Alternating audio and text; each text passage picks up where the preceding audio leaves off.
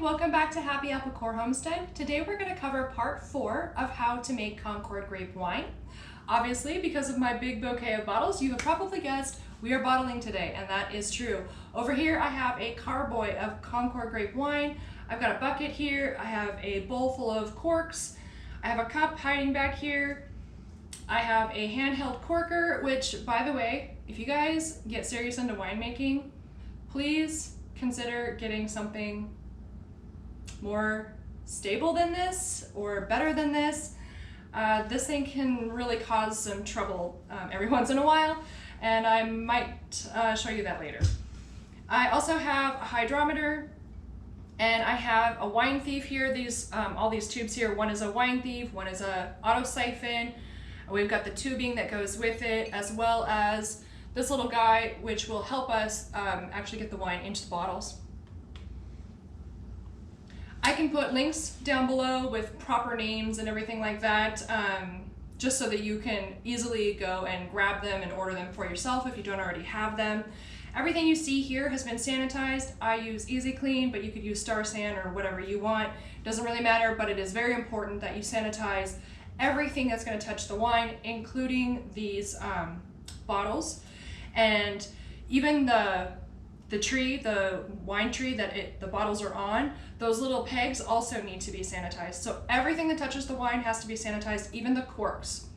Now behind me over here, I do have a bottle of distilled water, because with this type of corker, I find that it's a lot easier to get the corks in the bottles if the corks are a little bit wet, which is what this cup is for. I'll just dip them in the distilled water. You don't want to use tap water because it could be contaminated.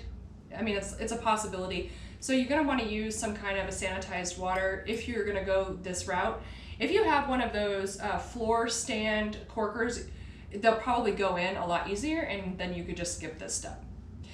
So you'll notice, if you have been following along with this series, that I started with 5 gallons of Concord Grape Wine, and when I had to rack it again into another carboy, it needed more time clearing, and I didn't have a 5 gallon at the time, so half of it went into 2 3-gallon carboys, and I bottled that batch yesterday. So we're just going to be bottling this batch today, and that's why the carboy is smaller, in case you were curious about that. First thing we're going to do is rack that wine in the carboy into this bucket. You don't have to do that. I like to do it because it just helps me make sure that I don't get any of the sediment from the bottom into any of the bottles. But a lot of people just rack straight from the carboy into the bottles. So it's up to you if you want to skip this step. I have a bucket here. It's sitting on a stool, but it's a little bit lower than the carboy. You could put it on the floor, but I always make a huge mess when I do it that way. So this still works. There's enough gravity here to make it work fine. And the first thing you're going to do is take your airlock off and just set it aside. You don't have to check the gravity of your wine at this point, because probably you've already done it before, and it should be completely done, and I know this one is. But we'll go ahead, and this is like so full, you guys, it's gonna spill over. So you'll fill your wine thief, and then you'll take your hydrometer and just spin it around and pop it in. And it is done. You can see, well, you probably can't see, but it is done. And then I'm just gonna put this wine into the bucket.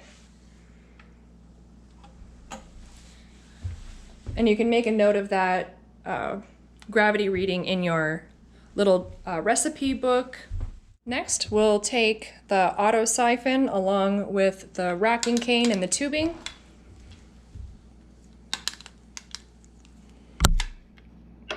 And this rubber end of the racking cane goes into the auto siphon.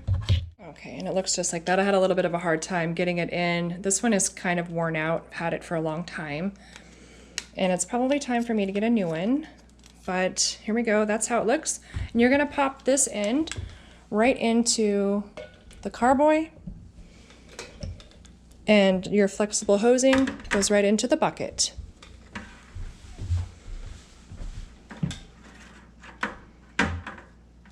And you'll want to give your auto siphon just a couple of pumps. And you're gonna wanna make sure if you have a whole lot of debris at the bottom here that you don't get it stuck in there, because you don't want that, and you don't mix it up, you know. So I'm gonna just hold this here, and we're gonna let this go ahead and drain down, and then we'll go on to the next step. All right, now let's get some of these bottles filled.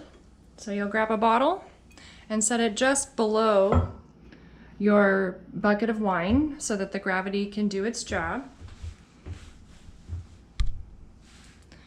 And it's time to attach this little guy.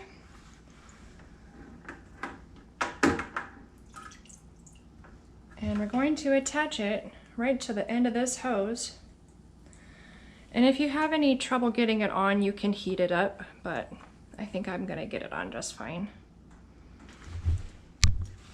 Okay, see, and now the bottle filler is attached, and we will insert the bottle filler into the bottle. And just like before, we'll activate the auto siphon. Now, if you can do this, so pull it up, then push down on your bottle filler, and in it goes, and it will start to fill right on its own. That's the easiest way to get it going. If you try to do it without pressing it at the same time on the bottom, it just doesn't go very well. So I'll get you a little bit closer here so you can see what it looks like. You do have to press down, otherwise it does only kind of drip, like a little tiny drip drip. So you have to press down and it'll fill the bottle pretty rapidly. Let's get you closer. All right, now you can see a little better. Just gonna press it down and you can see it's starting to rise, and it does rise quite quickly. And at this point, I recommend having a secondary bottle ready. That'll help with the drippage. There's a little bit of spillage that happens when you swap it over to the next bottle. And you'll press it and allow that wine to go all the way up to the very, very tippy top, and that leaves just the perfect amount for the perfect amount of space for the cork, and all of your bottles will have exactly the same amount of wine in them. Okay, so I drip that off. See, a couple of drips come out. And then on to the next one. I'm gonna get all these bottles filled and we'll move on to the next step. We have filled 13 full bottles and then like one whole glass of wine. And now it's time to put the corks in, which is my least favorite part of the job. I'm gonna give you a close-up so you can really see what it looks like getting the corks in. You can do it one of two ways. You can just do it right here on your countertop, and you know, you'll have to really reef down, and I have more power like on the lower half of my body than the upper half of my body, so I actually put the bottles on the floor and I use some leverage to get this down. It does take a little bit of strength, believe it or not, and yeah, I think I'm gonna put that floor corker on my Christmas list this year. I also have my sanitized corks and my little cup of distilled water, which I will just dunk my corks in right before I put them in this slot here. So let's get you a little bit closer, and I'll put a cork in for you so you can see what it looks like, and then we'll move on to the finishing touches. All right, we're ready. Here's my corker. I've got my wet cork, and it just goes in this slot here. And I'll show you what it looks like. You just place it carefully there and start to close this in. And you want to keep it straight up and down. You don't want to tip this way or that way, because if you do, your cork is going to go in wrong.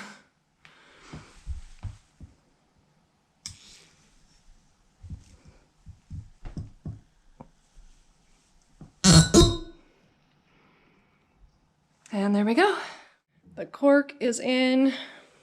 These make it a little wonky, but this is acceptable, and we will be covering it with a pretty little cover in the end anyway. Well, I got all the corks in, but 4 of them have to come back out. Something I didn't mention to you earlier is always sanitize a few extra corks, especially if you're going to use that handheld corker. If you don't get just right evenly, if you tip that bottle just even a tiny bit, these corks won't go in. I mean, check this out, you guys. I can't leave it like that.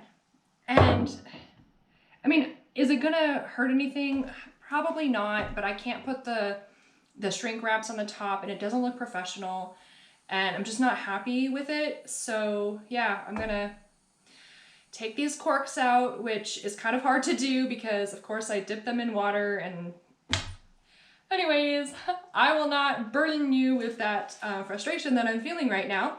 I'm just gonna go ahead and get on it. I'm gonna take these corks out, put the new corks in, and then we'll move on to prettifying these beautiful bottles. Well, I got all the corks in, thank goodness. I didn't have to pull any more out after those 4. Next step is to wash all the bottles.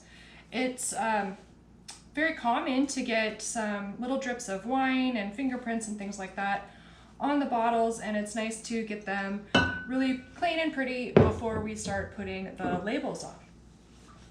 The bottles are dry and now it's time to make them look beautiful. And I have some of these little shrink wrap tops that I like to put on. And they just slide right on the top.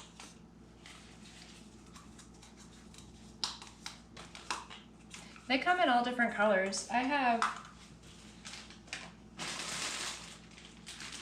gold and burgundy, bright red, silver, lots of different colors. These do have 2 little holes in the top, so they will allow the wine bottle to continue to push that extra air out. You may already know this, but once you cork your wine bottles, you're going to want to let them stay upright for 3 or 4 days, just to let that air continue to come out of the bottle, and then you can put them on your wine rack. Now that you have all of these covered, it's time to shrink wrap them. I use a heat gun. I have used a tea kettle on the stove before with the steam that comes out. This thing it's not that expensive and it is definitely worth every penny. It's a little bit loud, so I'm just gonna go ahead and turn it on, warm it up, and then I'll show you what it looks like to get these all shrink wrapped. Once your heat gun is nice and warm, you'll just start at the top and go straight down.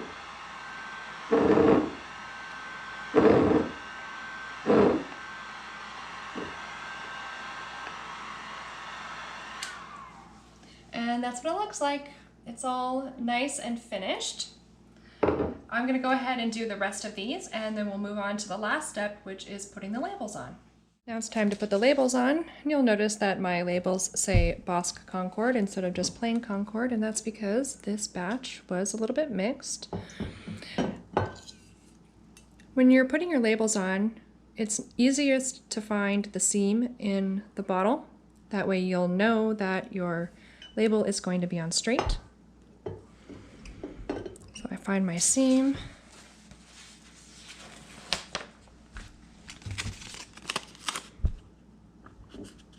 And I just place the label right on the seam.